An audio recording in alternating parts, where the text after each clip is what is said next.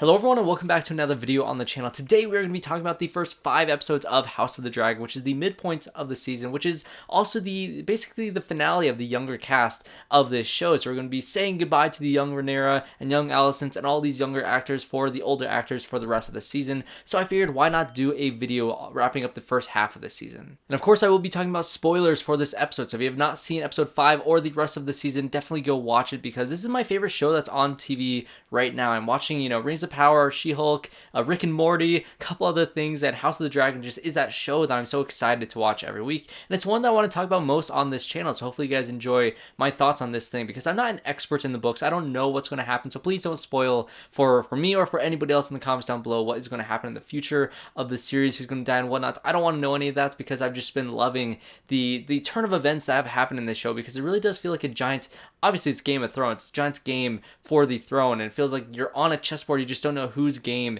is being played right now. And in this episode you feel like all these different tensions all leading up to a giant climactic point when they're all in this giant feast before the wedding. And for one, you don't know, when anybody walks into this room, you don't know what their plan is or what their allegiance is or what their motivations are going to be for whatever they're doing in this, in this very moment. Because of course you have Daemon, which is the biggest wild card, and Alicent was actually the biggest wild card in this episode for me, because I had no idea what her plan was going to be or what she was going to do throughout this entire episode. She's becoming one of the most interesting characters in this show, and there's so many just puzzle pieces in this thing that are slowly being put together to see the greater picture of what's going to happen in the future of all these characters' lives, and I just love it so much. So let's go character by character. First off, we have Rhaenyra Targaryen, which is one of my favorite characters of the show. Of course, she is now the heir to the throne that was set up in the first episode, and you have all these different events, wrapping around her with who she's going to marry and how she's kind of, she's seen as somebody who's not going to be able to become the queen of, of Westeros because she is a woman. And so you have all these characters doubting her. You have all these characters,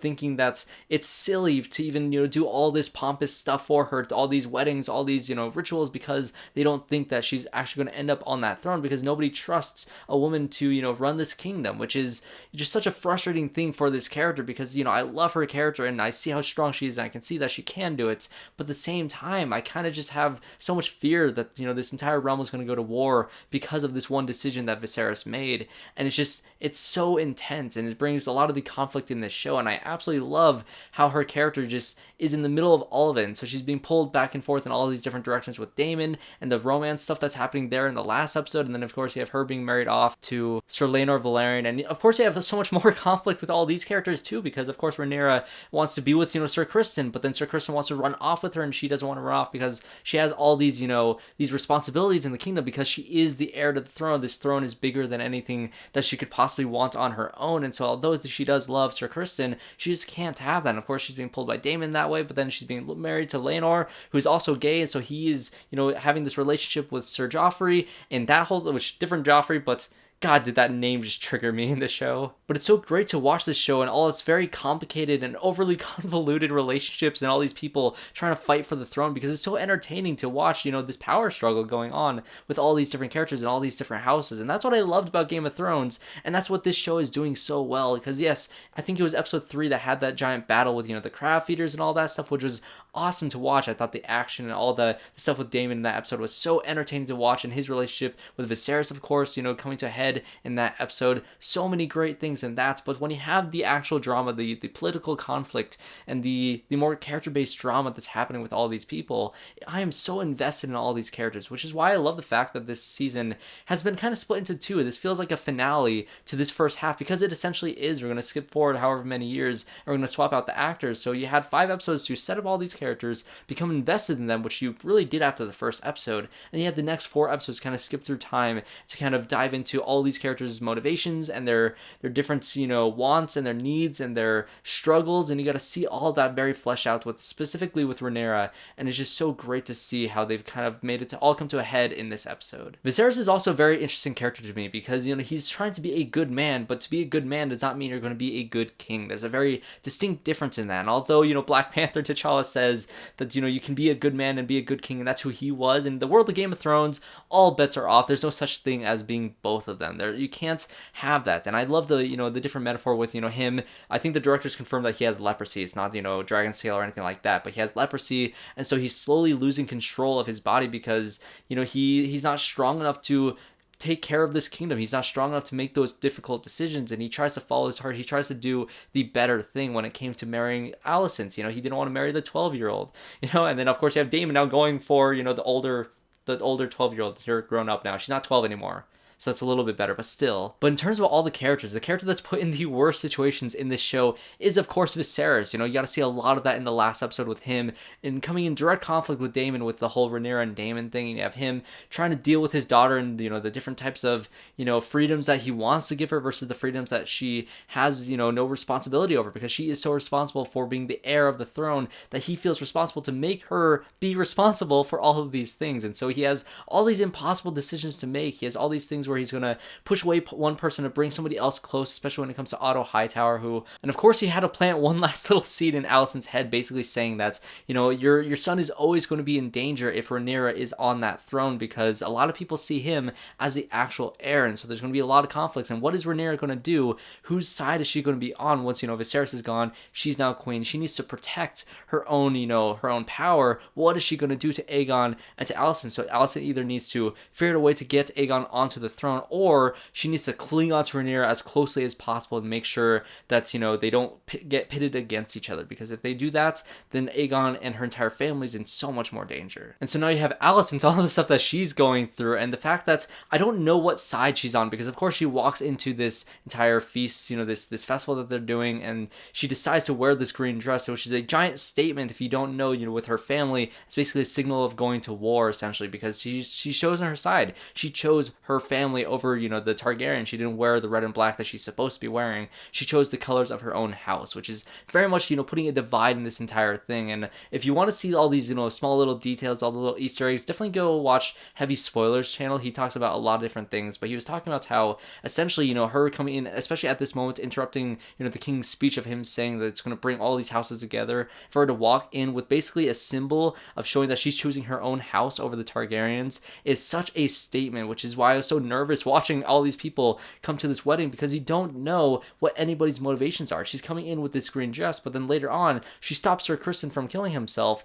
for some reason. Like, if he did kill himself, maybe she's saving him because she cares about Rhaenyra and cares about that relationship because he didn't sell out, Sir Criston, or maybe she just wants something over Rhaenyra. She has this blackmail over, or maybe she's trying to get his trust now. I don't know what her motivations are yet, and I'm so excited because Olivia Cooke is going to be playing the older Alicent, and I love Olivia Cooke as an actress, so I'm very excited to see this character move on.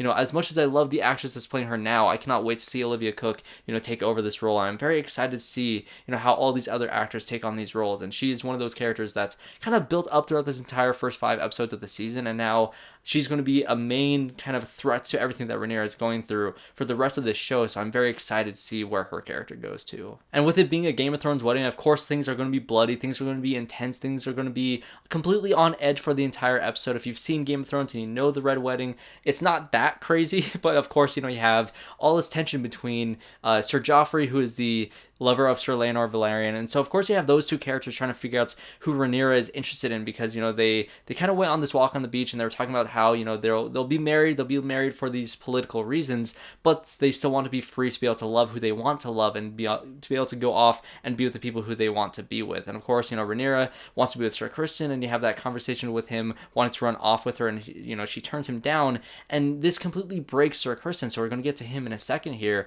But then of course you have LAENOR Velaryon and then Sir Joffrey trying to figure out who this other lover is, to have some sort of, I guess, threats over her, because they're trying to, get these power dynamics. They're trying to get the power on their side, because of course she's going to be the queen, but he also still wants some power, so they're trying to figure out who this is. And when they have the confrontation between Sir Joffrey and Sir Criston Cole, you have that whole confrontation there, and they start to fight each other, and Criston actually kills Sir Joffrey, which Joffrey was not a big enough pain in the ass in this show as the character named Joffrey in Game of Thrones, which is so great to see. Of course, he's not going to be that guy that we all hate in this thing, because I kind of just, it was so intense to see Criston just absolutely lose it in this episode, and to see him going so far down this hole that he's trying to commit suicide at the end of this episode, and then of course Alicent saves him at the end.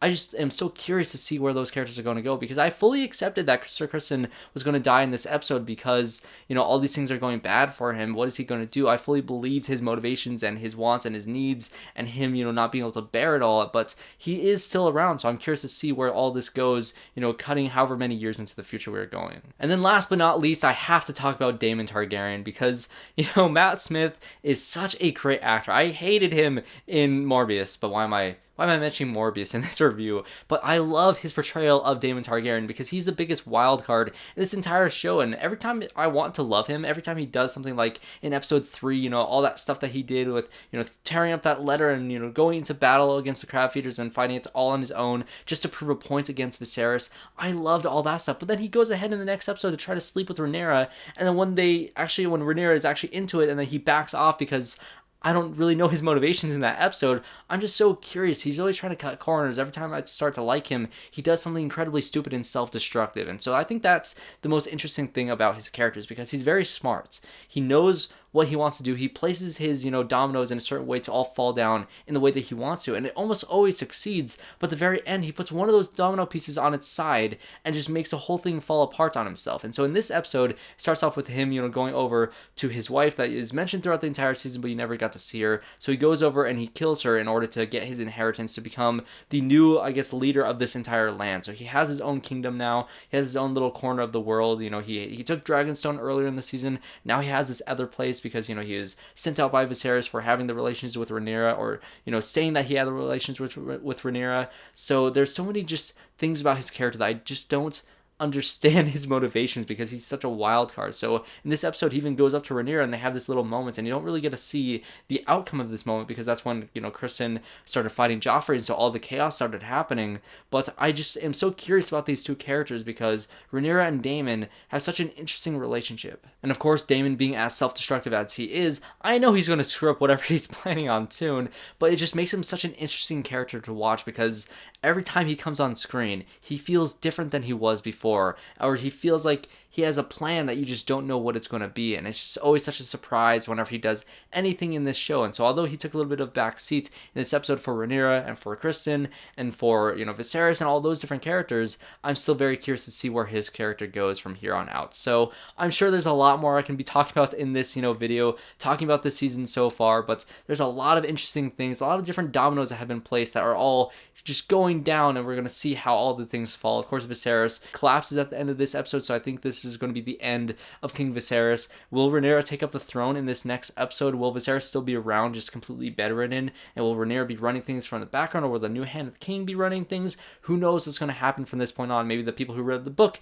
knows what's going on, but I, for one, cannot wait to see how the rest of the season wraps up. So if you guys enjoyed my thoughts on House of the Dragon, definitely comment down below what you guys think, and just how excited are you for the rest of this season. And definitely subscribe to the channel to see more reviews like this, because I mainly do movies, but occasionally I'll talk about shows like this one. I won't be doing weekly for this, but come the end of the season, I will be coming back and talking about the last 5 episodes. Unless something absolutely insane happens, maybe I'll be motivated enough to do another video next week. But, who knows? I love this show. What do you guys think? Thanks everybody for watching this video. I hope to see you all in my next one.